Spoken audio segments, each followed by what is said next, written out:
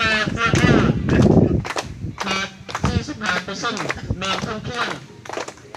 รถตู้ได้กลัวเก้า55%มีทั้งหมดประมาณ1,040ท่านมี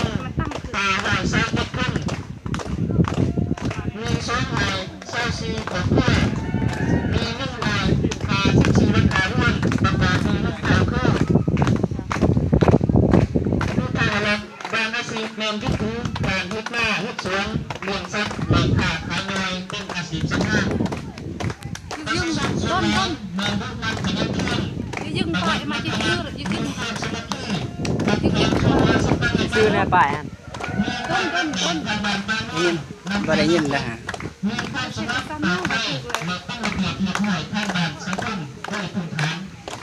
บางพื้นฐานพวกเราประมาณ5ตันโดยสารอันใด